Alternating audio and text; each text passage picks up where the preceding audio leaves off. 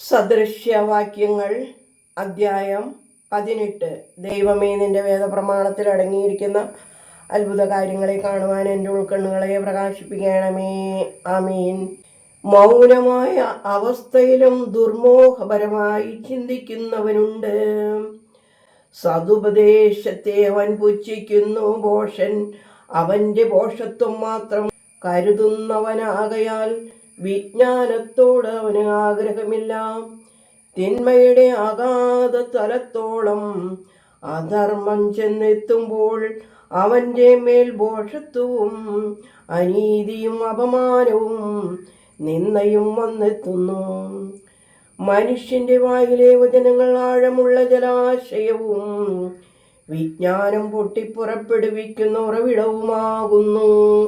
ദുഷ്ടനോട് മുഖപക്ഷം കാണിക്കുന്നതും നീതിമാന്റെ നീതി നിഷേധിക്കുന്നതും നന്നല്ല.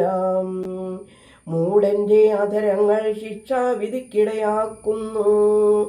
അവന്റെ മായ തന്നെ അവനെ മരണത്തിലേക്ക് കൊണ്ടുചെന്നെത്തിക്കുന്നു. ഭോഷന്റെ വായി അവനു തന്നെ നാശമാകുന്നു.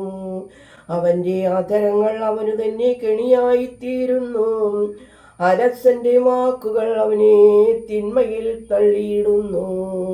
അവ അവനെ പാതാളത്തിന്റെ ഉള്ളറകളിലേക്ക് ഇറക്കി വിടുന്നു. പ്രവൃത്തിയിൽ അലസൻ വിനാശകന്റെ സഹോദരനാണ്. കർത്താവിന്റെ നാമം ശക്തമായ ഗോപുരമാണ്.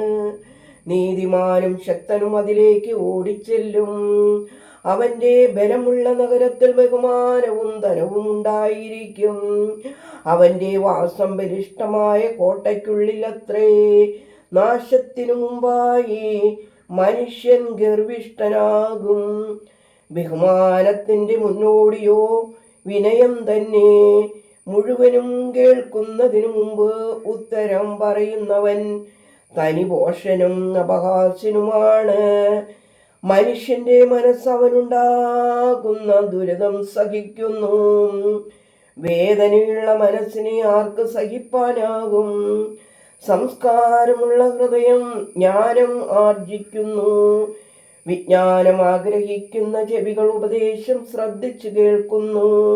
ഒരുവന്റെ സമ്മാനങ്ങൾ അവന് വിശാല വഴി തുറക്കുന്നു. പ്രഭുക്കന്മാരുടെ മുമ്പിൽ അവനെ നിർത്തുവാനിടയാക്കുന്നു. ഒരുവൻ വിസ്താരത്തിൽ കുറ്റമറ്റവനെന്ന് തോന്നും. അവന്റെ കൂട്ടുകാരൻ വരുമ്പോഴോ അവന്റെ തെറ്റ് ബോധ്യപ്പെടുത്തും. നറുക്ക് കലഹം അവസാനിപ്പിക്കുന്നു. ബലവാന്മാരുടെ മധ്യേ അത് തീരുമാനം വരുത്തുന്നു. സ്വസഹോദരനാൽ സഹായിക്കപ്പെടുന്ന സഹോദരൻ പ്രതിരോധത്തിൽ നിന്ന് സുരക്ഷിതമായ നഗരം പോലെയാകുന്നു. അതുള്ളവർ കോട്ടയുടെ സാക്ഷാ പോലെയും അത്രേ. ഒരുവന്റെ അധരഫലമാണ് അവന്റെ ഉദരം നിറയ്ക്കുന്നത്. അവന്റെ അധരം മൂലമുള്ള വരവുകൾ അവനെ സംതൃപ്തനാക്കും. ജീവനും മരണവും ഒരുവന്റെ നാവിലിരിക്കുന്നു. അതിനെ സ്നേഹിക്കുന്നവൻ അതിൻ്റെ സൽഫലങ്ങൾ അനുഭവിക്കും. ഉത്തമയായ ഭാര്യയെ കണ്ടെത്തുന്നവന് ഭാഗ്യം. അവൻ കർത്താവിൽ നിന്ന് അനുഗ്രഹം പ്രാപിക്കും. ഉത്തമയായ ഭാര്യയെ പുറന്തള്ളുന്നവൻ അവൻ്റെ ഭവനത്തിൽ നിന്നും നന്മയെയാകുന്നു പുറന്തള്ളുന്നത്. ദരിദ്രൻ മൃദുലമായി സംസാരിക്കുന്നു. ധനികന്മാർ കഠിനമായും സംസാരിക്കുന്നു. യഥാർത്ഥ സ്നേഹിതന്മാരായ സ്നേഹിതന്മാരുണ്ട്. സഹോദരനേക്കാൾ ഉറ്റവരായ സ്നേഹിതന്മാരുമുണ്ട്. ദൈവമേ, സ്തുതി നിനക്ക് യോഗ്യമാകുന്നു. പാർക്കുമോർ.